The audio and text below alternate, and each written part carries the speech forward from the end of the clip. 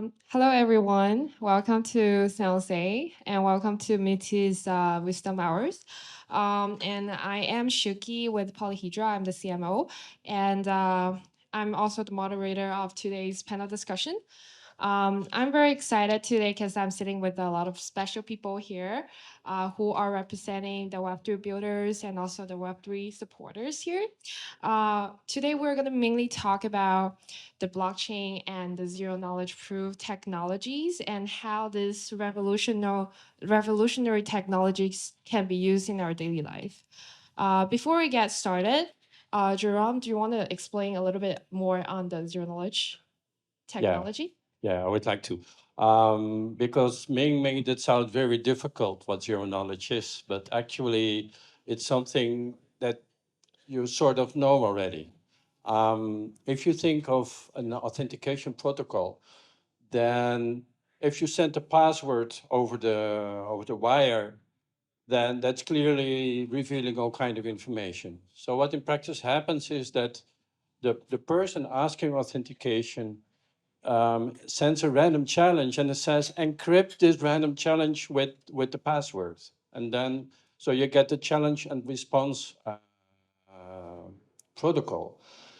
And so the knowledge of the password is the key of the authentication. Now it turns out that you can, instead of using password, you can make more interesting statements. You can say a statement, I know the secret to this, I know the solution to this problem, or I know the solution to this puzzle. And you can convey this information without revealing any additional information. And the central thing why we are all here today is that we can do this, a similar thing for computations. It's possible nowadays that um, you can show to another person that you know the answer to some computation without showing the actual computation. And this is the strength of the zero knowledge and the zero knowledge snarks. And this is why we are here today. So this, I just wanted to outline this to the audience. Thank you for the explanation here.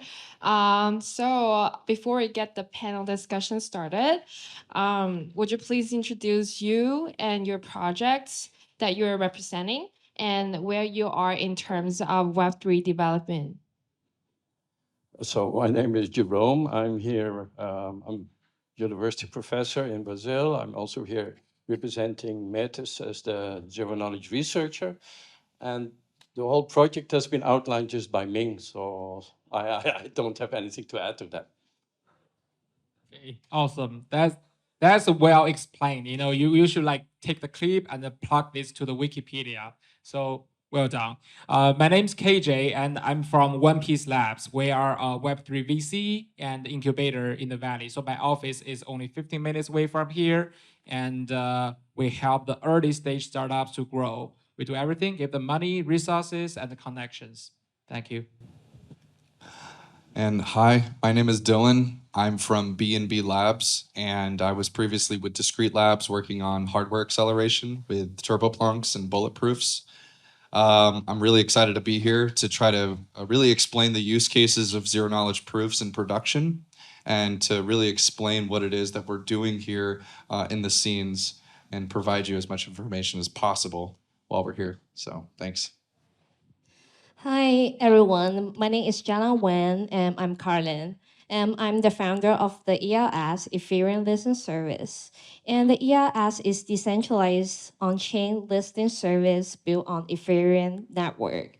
And so we aim to address currently market issues such as the informations of patterns, low trust, and the organized issues classified by creating more transparent and secure for evictions and for Good evening. I'm the lead school person here. So Rob Lloyd, I work for the city of San Jose. So welcome to our community. I have an even shorter drive because it's just across the street. But the city of San Jose is the 10th largest city in the country. We've been the most innovative city twice in the last 3 years from GovTech magazine. And we have 1 million people and about 70,000 of the world's smartest businesses here. So welcome, and part of our role is to make sure that the community and support is there for folks to, number one, thrive as businesses, but number two, to try to connect our residents and businesses with superior services and the things that they look for to be successful. So to connect with economic and community opportunities.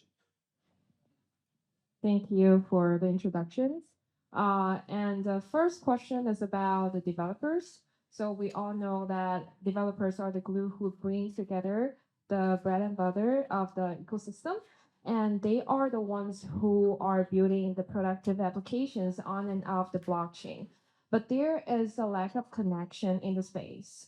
Whether it is the lack of the resources or making the final jump from learning phase to execution phase. So we want to know what you or your team have prepared for developers to build in your ecosystem or in Silicon Valley here. How will you support the developers? Who want to start first? I can go first. So Ming was at my hackathon last weekend, right? How do you like it? Good? Amazing? Okay, the food is great. You know, that's very important to the hackers. And Ming, please send your team come to my hackathon next time, please. So speaking of the ecosystem for the developers, I think it's not just like a community for developers. It's gonna be supported by all different, like groups. For example, the government, the cities, right? The DApps, the chain, and the university. So we should work together and help the developers to achieve something. So for example, so from my roadmap, a developer should start with like even like this, right? Like you might be a developer, you might be like pre-entrepreneur or entrepreneur yourself. You can start from this event, learn something about ZK, about like Metis, right? And then you go to bigger conference. And after that, you find like your co-founder, you find like a core team, and then you should go to a hackathon, put something together in real life. And after that, you should go where? You should maybe go to incubator and incubate your project. And by that time, the chains, universities, and the cities, whatever, people should help you to grow. And after that, and especially the chains and investors should fund you, should provide you resources and build this startup, and we can really see the product or project. And after that, you can launch it and keep going, raising more money. So I think like how to promote more developers to build on like ZK and other things. I think it's not like one person's job, well, one group's job. It's gonna be like all the groups work together and help developers to grow. Yeah. I love that answer. Yeah, I agree. That was like a really step-by-step process and where like the developer's journey really kind of begins. And I think most of the work will end up being, just in general in the open source, and that's really where we're all working right now. Most of our work is remote. It's not like we have an office. My whole team is in, the UK, or they're in Singapore, or they're in Dubai, or they're in Japan, or right. So you have to get really used to understanding like just the workflow of working in a local environment and trying to work in a remote environment. Things like getting really used to GitHub, really getting used to the fundamentals, and really understanding these building blocks. And what these hackathons will allow you to do is really get a firm understanding of how to just do some of the basics like writing a smart contract. And then what is the workflow between you and that team? If it's a committee that is allowing you to promote your work, and if it's an improvement proposal, like with Binance, it's a BEP. And so there's a really standard workflow. And if you can put something out there for people, you have to be really communicative. So I would say like my number one advice is be as communicative as possible. I mean, maybe devs might not feel like the most communicative in person. It doesn't mean you don't have to be, but I think that's a growing experience. We all have to get out of our comfort zone sometimes. And so I think the developer's journey is actually something that's really worthwhile, even for a student. So I would advise everyone to try to code in general. Yeah. Let me throw kind of a different spin on that one. One of the things we do at a policy level and community level for community builders is you actually try to connect and what separates the communities that thrive and succeed over time versus the ones that don't.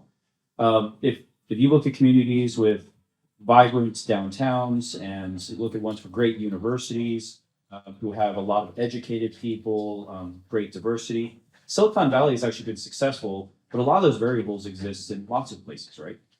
The one thing that really defines Silicon Valley above all else is the bigs don't need the littles. The community is very vibrant, but people help each other. And so the one thing I'll say, in addition to what was spoken there, is this is a more digital workforce and a more digital public. But the community you can create is actually your key to success over time. And some of the developers are like building here is that sense of community, the group that you build, how close they are to each other, the vibrance of what they have and how they interact with each other isn't just a digital thing. So I would always encourage to try to connect both the team that you're creating in a digital sense with the sense of belonging. And sometimes people do need that kind of propinquity effect of actually being with each other. And the most impressive communities we've ever had are the ones that have that mix. Silicon Valley, over 40% immigrant. We've been pretty successful with that equation. High education, government support, good partnerships. The last joke I'll give you is the PayPal Mafia. They call it the PayPal Mafia, but look at who they invested in and who they brought up instead of who they ate. Yeah, I really agree with that. To be honest, I really can feel what you guys saying because I want to share the experience. The last month, I attend the East Stanford hackathon. It's really great experience. Like the people, like all the developer, we share like community and we talk with each other. It's really grow. It grows really faster. Especially for my project, I apply some grants and I trying to build the network for tax network for a lot of platform. It's really a great experience for that. I feel like most of the Silicon Valley developer we should like share this resources to try to build like better community. Especially, I think attend the hackathon is really great experience for me. Yeah, just a friendly reminder, you have to put your mics really close I feel like a rapper. to your mouth, like you're biting on it. Yeah. So I have a Good props. questions for Rob. So to get us to know more about the opportunities here happening in San Jose, where do you see the opportunities that we can start, like for all of the projects here, the founders, but the builders here, where can we start to build in Silicon Valley and to work with the city of San Jose? So I really do feel like a rapper holding it this close. But so I'll tell you one of the things about a government is the community generally looks to us for assurance, and our first currency is actually trust. And so for us to adopt kind of the Web3 technologies and ecosystem, a couple things have to exist. Number one is stability. The value of things has to be stable enough that our businesses, our mom and pops, the people who transact things with us have to have the assurance that what they're transacting has enough consistent value that it's going to be stable. And look at the economies where inflation is sky high or banks that fail, and everything starts to break down. So that as you build communities and we build communities, that's the first rule is we need stability. Number two is there does have to be some kind of regulatory and trust framework that's widely accepted. And then that connects with number three, where then we start to see what you're building present in our financial systems and our HR systems and our permitting and building systems. But that kind of ecosystem, cities don't, even if they can, they shouldn't build on their own, right? Should the city of San Jose have its own coin? It'd be cool, but how impactful or practical would it be? And so the thing we look for is then connecting that with community problems. If you have that kind of layer of trust, regulation, and structure, then more people are willing and able to engage with us because they know what to expect. And then you can get to community problems. Like when we partnered with Helium, how do you solve digital divide issues by attaching an access point with mining and cryptocurrency? So you encourage people to open up their connectivity to people who otherwise, kids who would be going to 7-Eleven or Starbucks to do their homework. And there's other problems, there's voting. That's one, if you want zero knowledge proofs, that's one of the contexts that was originally applied to. So I know you voted, I know kind of without knowing who you voted for, that we can have non-repudiation that the process took place. So for communities, we look for community problems to solve. And then the partner structure that you have, we can partner with you on those things, but we do have to have that kind of trust structure there as we work together. Does that help though?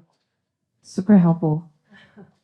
So to expand a little bit more on zero knowledge technology, like it has been existing for decades, and we've seen it in the use of data interoperability, blockchain scanning solution, and also security, privacy. But with the lack of the adoption in the industry and more researcher studies in academia, so in your field, especially in Silicon Valley, in your field, where are we currently standing, and what are the obstacles that we're facing, and how should we overcome the obstacles here? Well, I think so. Zero knowledge have been around for 37 years. Um, and in the beginning, it was only very theoretical. I was part of that process as a researcher at the time. And what we see now is that it comes within a grasp of practical applications. Still, the bottleneck is efficiency in various regards with respect to proof size, with respect to computational time. So that's the big bottleneck. And what's happened is that over the last few years, we've seen incredibly clever but also complicated cryptographic solutions. And so we are sort of, there is this avalanche of papers that's going on. And one paper is slightly different from the other, and they're all 30 pages and take time to read. And then on top of that, they have to be implemented. So, and also what happens typically is that the people write a paper, but then they started implementing it, and then they make changes, but the changes don't get documented. So you would need to read the source code. The source is the documentation. That's I think people here appreciate that. So this is the landscape that we are in.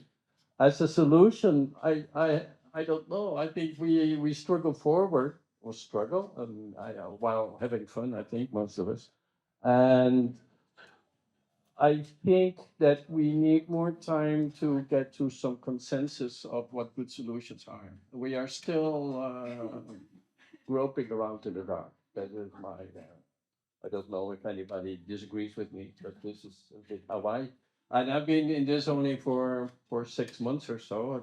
I mean, I've been in the driven knowledge for a long time, but the driven knowledge snark landscape is only six months, and I've been stunned by the amount of crypto that's there. So it's a crypto Valhalla, how you say that, a crypto paradise. But it's a lot of work, but good challenge. Awesome.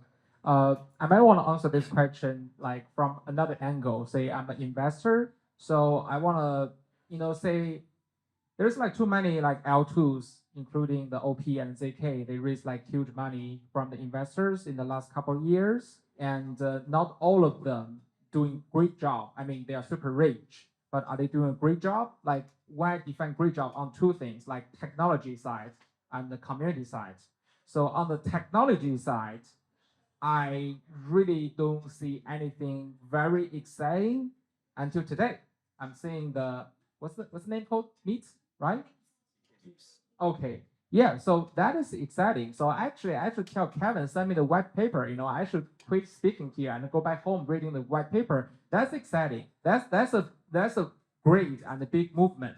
And on the community side, say there's a lot of airdrops, right? Arbitrum sending out the like airdrops, and there's more like ZK and OP sending the airdrops. And where's the community? Are they really doing the hackathons? Are they really talking with the all the developers? Are they really attracting the projects building on their ecosystem because they have very good ecosystem, or they just giving away a lot of money?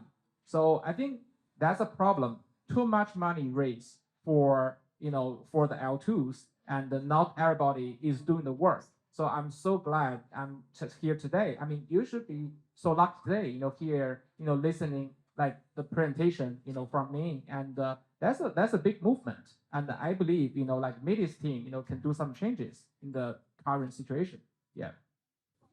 I can speak on the on the behalf of the whole giving money away thing, actually, because going back to when we were trying to start new L1s, that was actually like a really, really good thing to do. And we still actually see this happening right now. And it's a good way of pulling in developers to start building on a protocol that they might not be aware of. But there are still researchers out there who are really interested in getting their hands on some new tech.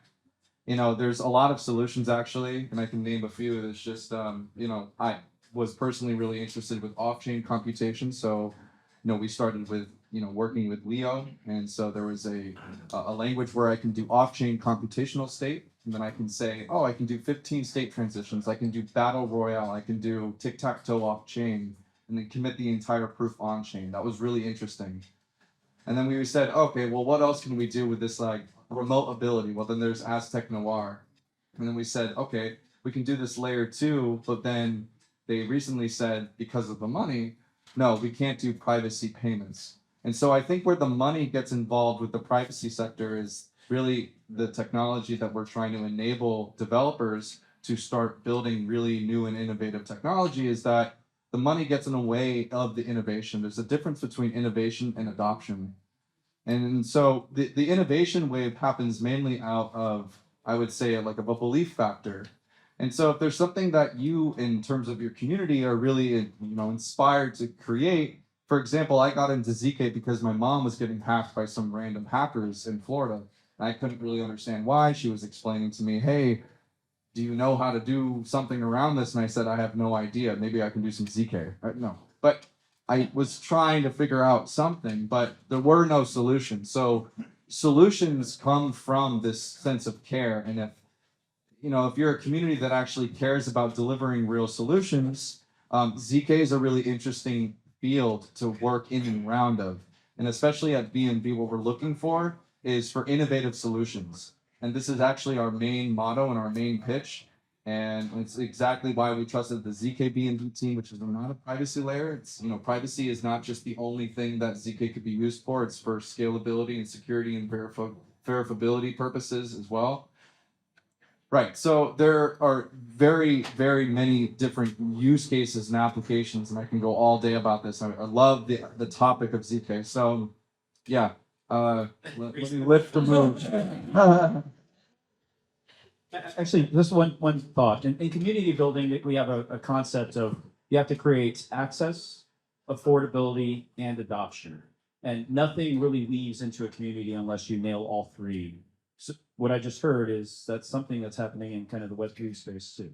We're trying to establish like the three main pinnacles, and the first one is like further decentralization, since that's really the bread and butter of what we're trying to achieve. And so that we can actually achieve mass adoption. And through Greenfield, which is a new technology that we're coming out with, which is a data availability layer, we should be able to provide this to layer 2s, such as Metis and perhaps MIMPS, Manta, Fedora, Aztec, you name it. We just need more data availability in order to make sure that we have endpoints accessible to the public. And then those nodes have to be decentralized in a way where, yes, like it has to be affordable.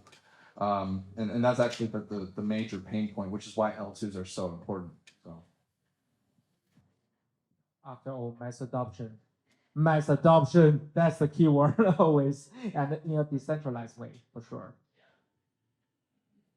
So, Zero Launch Pool is around like 30 years now. So it's been implemented for various examples like Harvard Oracle, like ACON, like a lot of great application. So I just want to mention that as our ERS, so we are unitedly for Zero Launch Pool in our governance contract and to validate the community forward the result and in our front end to difference between the official and unofficial retailer. However, it still is overcome. For us, we still have a lot of zero knowledge we want to explore and research for the new solution to overcome this all the challenge in the future. Thank you. So here comes our last questions here. Where do you see the use case of blockchain technology or zero knowledge proof technologies for a regular everyday person? How do you think the technology will be adopted without people realizing the difficulty behind all of this? And what are the possible real life examples after the adoption of blockchain or zero knowledge technology? I know it's really long, but go ahead. Ooh, I- ooh. You wanna go Go ahead, first? sorry. So let me give you a couple kind of community problems that you can solve. If you take a look at communities, just distribution of numbers, you have roughly 30,000 cities, 90,000 local governments when you count utility districts, school districts. Only 10, 11 of those cities now, counting Austin, are a million people or bigger. And so when you talk about who you help and how, the core of the distribution curve is you're helping small to mid-sized organizations and people without a lot of depth. So on the access, affordability, and adoption, the hurdle has to be really small to hit mass adoption. There's a couple problem sets in communities that we're desperate to fix. So decentralized finance is very attractive to us because you have a large portion of our communities who are unbanked or underbanked, for example. And a lot of them connect with equity. They're poverty, and there are communities of color. And we are desperate to try to fix those types of things. With elections and all the doubts that were in the elections last time, we have a fundamental democratic problem that if elections don't run cleanly and with high trust, nations can collapse, right? How many times have you seen stories from third world, second world countries where the election was the undoing of that social structure? When you come down to digital inclusion, how do we make sure that people have access to economic and community opportunity because they have that connectivity, or we can see who has registration of vehicles and who needs help, and all this information where you want to protect the privacy, but also be able to reach communities and assist. So there's a world of opportunity there, and I kind of want to just give a hopeful note in San Jose. Part of Silicon Valley and being the heart of Silicon Valley is that kind of hope, potential, and dreaming, and then marrying that with a lot of good, smart work. Sometimes we break things in a bad way, and then we need to not do that. And that turns then to the community and how it interacts, sets up the kind of checks and balances for itself, and then gives itself the ability to grow in a curated way. So, love what you do. I'm not as smart as these people, but we do want to be great partners for the folks that are really invested in making this grow and solving community problems. Yeah, so you asked about the application of this technology, right? I think it has tremendous applications. I think that in society, we often have a conflict between auditability, verifiability, and privacy. And I think that the zero knowledge part can help us to solve this conflict. I was thinking about, we use often when we use auditability, it's like, okay, send us all your information and we will do it. And by doing that, you are giving away your privacy. So we use the word transparency for that, but actually it's a breach of the privacy. And I think that with zero knowledge, we can find a compromise in which we can guarantee auditability, guarantee verifiability without giving away privacy. So, and I think, I don't know where I picked this up, like think of your statement to the IRS. Maybe you can prove in zero knowledge that you are compliant with the law without giving all your data away. So that is conceivable. This is something that's unthought of before, and I think that may become possible in the near future. Yeah, that's actually possible right now. So there's a few applications with um, using the NFC that's inside of a passport. Since not all passports have this chip, there are client side facing proofs using Circum. So I could actually do a proof in my phone to verify my identity before I actually access a smart contract. So I can do age verification, identifiers of my name, using string formats and all these certain things without using any floats, like nothing that is going to go beyond what is possible right now um, until research is like kind of further developed. I just wanted to kind of, yeah. I think some like luxury brands they're using that as well, right? To to verify the product, whatever. Yeah, they're well, proof of reserve. Yeah. So, well, Binance was doing this, but now we're actually committing the actual like well time and proof, and this is actually something that's going on right now. So we're trying to set like a gold standard for proof of reserve. So proof of reserve, if you're not like POR, a way to explain it is sort of like I have money. I need to prove to you, like the lenders who gave me all this money, that I have this money still. And if anyone knows with like the collapse of FTX, we didn't have this POR available to us so that we knew that there was an available money funds before borrowers took back their funds. And so we can actually do this and do an attestment or a statement of proof and validate to each and every individual user and saying, hey, what you put in is what you're going to get back out. And here's a proof and a statement, and only you can actually see this. And so I like to try to explain what a ZK is through like we try to give this classic example of this two-way highway where at the end there's if I'm going down a path, I get to choose path left or path right if I'm in a fork in a road. And if you imagine a fork in a road, at some point, perhaps maybe the fork in the road merges at some point. Well, when we merge at that one point, there is a door at that one point. It's almost like a pin, and then it circles around like an oval. And at that point, what I have to say to myself is, do I have the key to access to this other side of the door so I can come back onto the other side? If I can come back, then that means I do know the secret, but I don't have to reveal to you what side I'm actually coming from. So it's a beautiful algorithm. I think if anyone's not aware of what a ZKP is, it can do a lot of good, especially in like the use case of verifiability and correctness. It's not, there's a difference between security and privacy, but it adds a lot of sense of security to the applications that we're using, especially if they're decentralized. If people are already afraid of using a crypto application because of NFTs or they're going to get rugged and all these classic examples of getting out. Well, yeah, no, ZKP can really help deliver an ability of being able to kind of stealth yourself while also being able to do the things that you normally do. Yeah.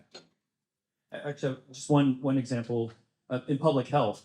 We actually talked with Posh and Lowe's.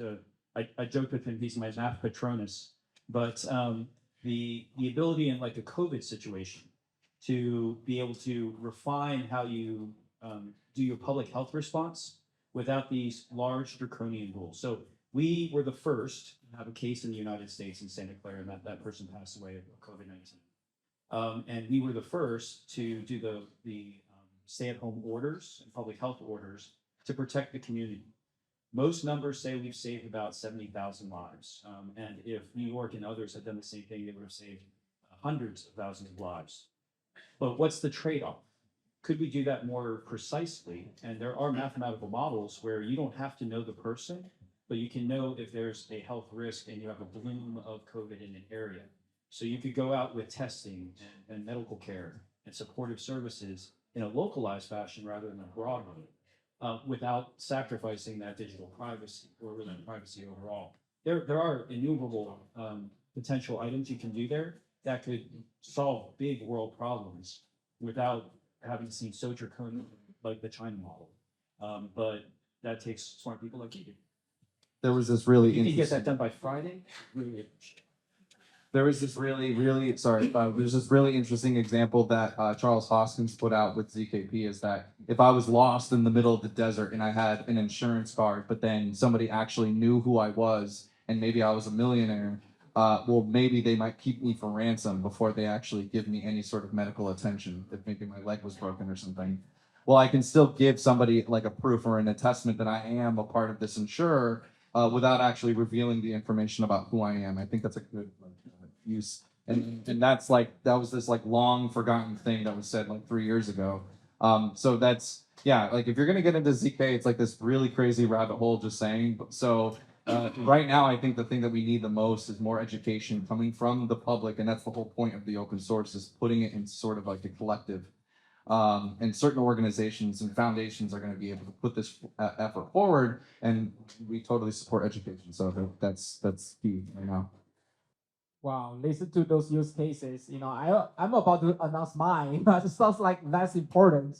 For for example, the voting power you just mentioned, but not in real life. Actually, the voting power in the DAO, right? So DAO owns a lot of money, and the people just like propose an idea, and the people vote yes or no. And if you don't want to like be mean to other body, or you want to be mean, but you don't want other people to know that, you can just like vote, like with the CK, and nobody knows like what actually you vote for. And I think that's one use case, and a lot of DAOs trying to apply this use case to their like DAO management.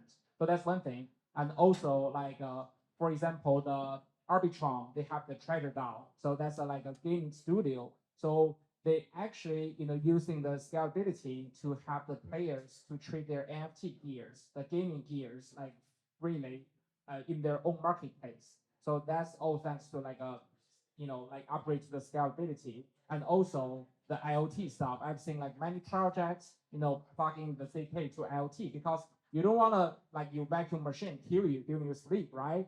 Because like other people happen to you like a smart home system. So I think that's like all use cases I'm seeing right now. So back to the mass adoption. So mass adoption doesn't mean like grandma suddenly become like super smart, can on ramp and sweat money on the sushi swap. Actually, like the mass adoption means like you don't feel this is Web 2, Web 3.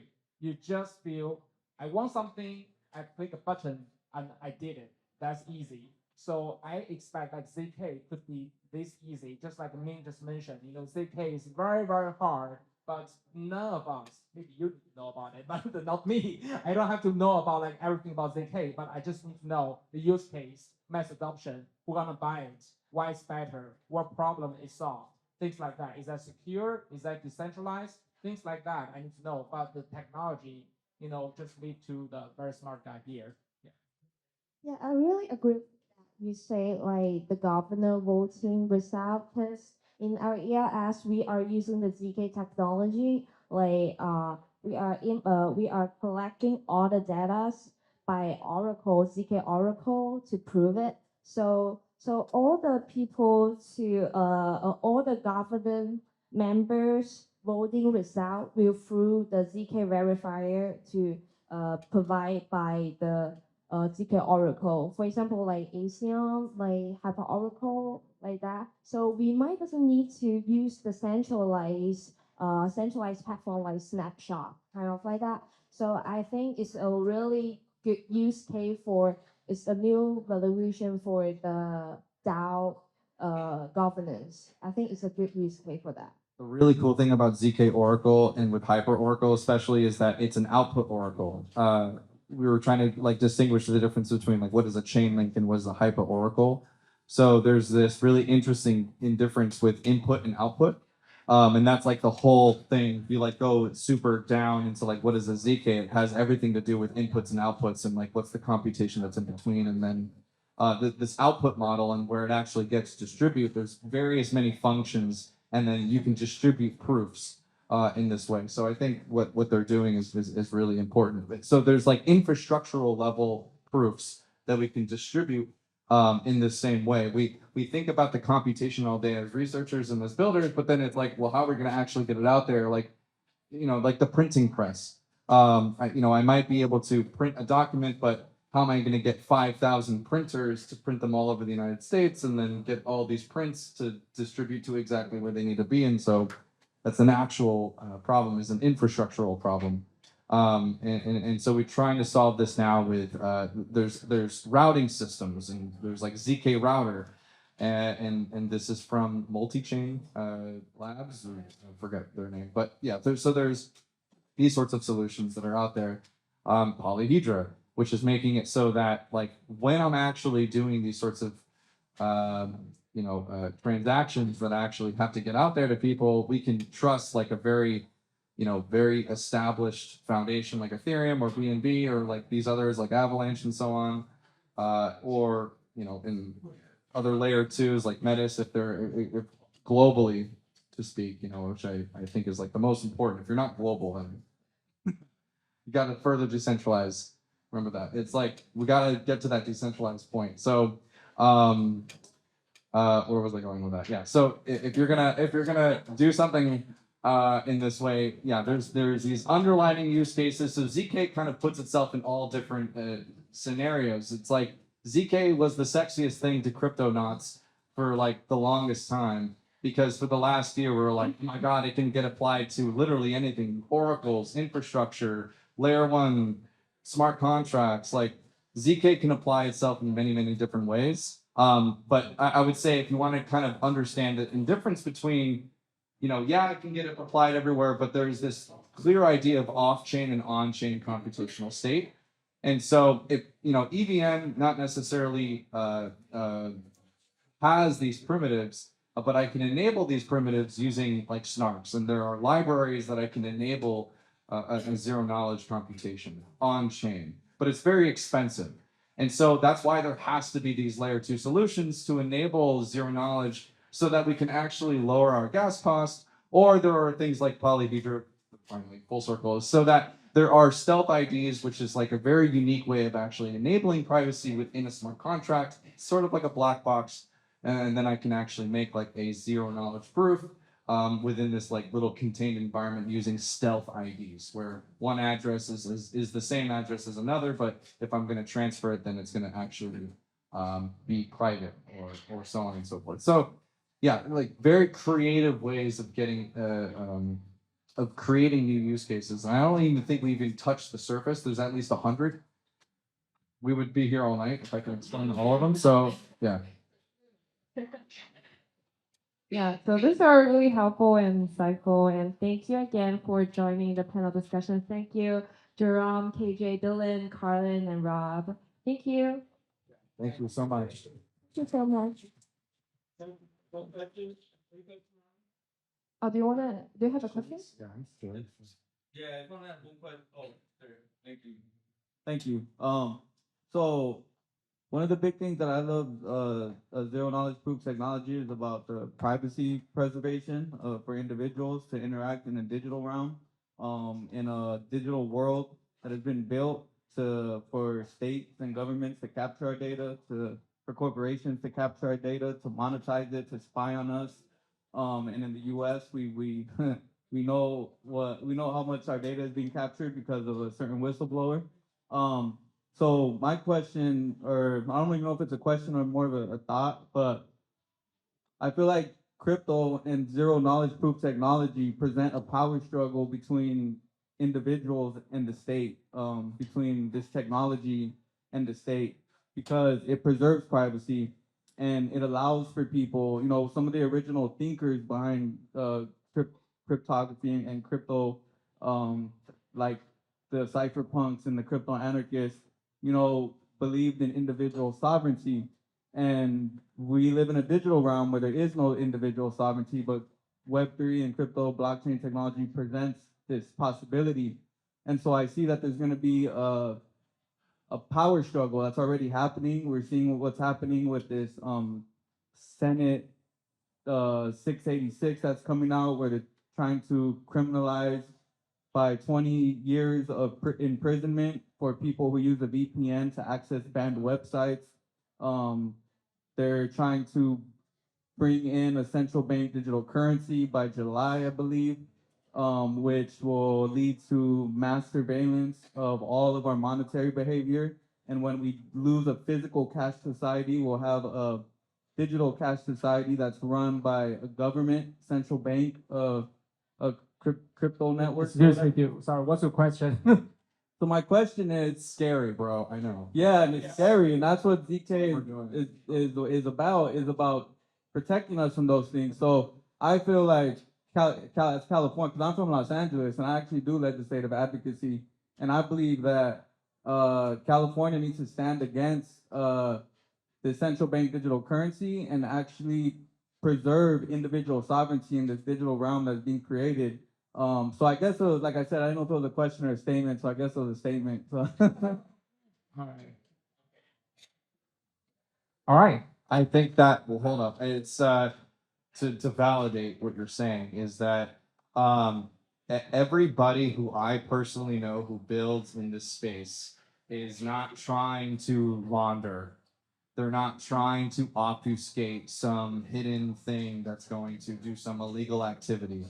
I think everything that's done by the people who are doing research and also developing it, they are trying to make sure that we can enable people so that they can have greater control. And control is different than ownership. So I don't own ZK, but I can control the way that I behave with the things that I own. And that's the whole point of Web3.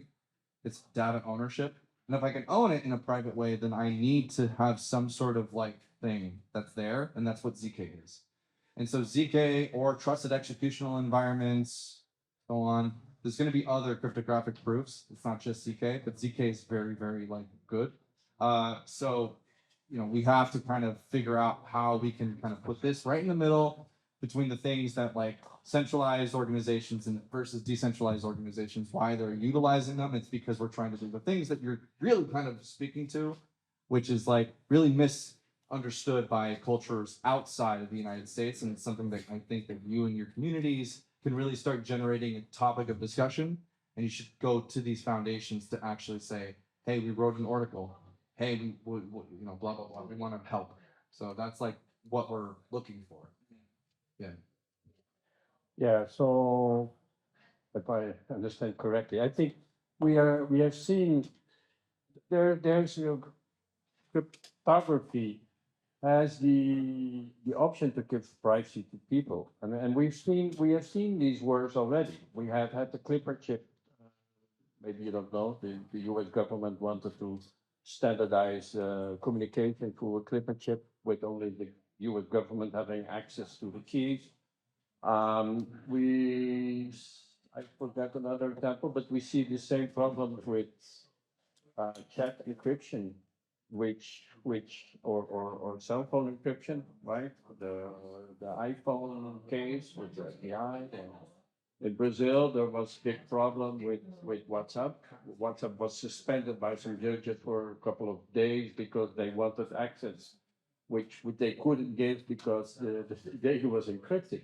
And now what we are seeing, we to some extent, I think we will see the same struggle about money, about who is actually owing the money. I mean, what's very interesting, not taking any side of it, by Bitcoin and all the other crypto coins, we are able to send value. I'm not going to call it money, but that's a technical discussion.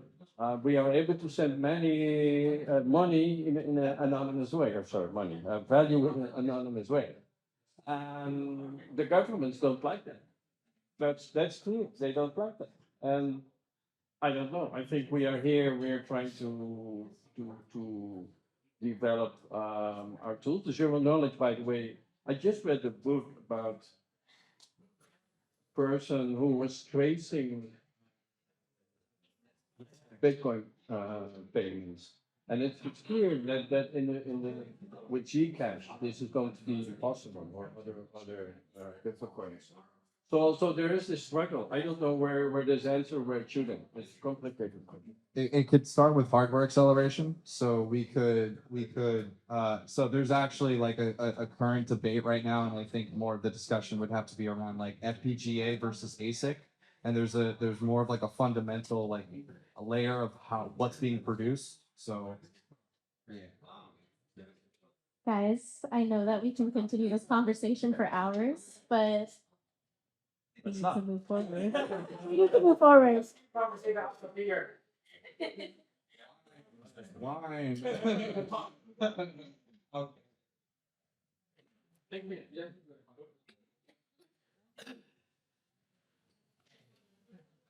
I would like to thank one more time Rob, Julian, Dylan, PJ, Jerome, and Shuki. Thank you so much. And we have our last speaker. And this, we heard about polyhedra a lot, and I would like to invite That's a big discussion. Ren. Okay, Ren.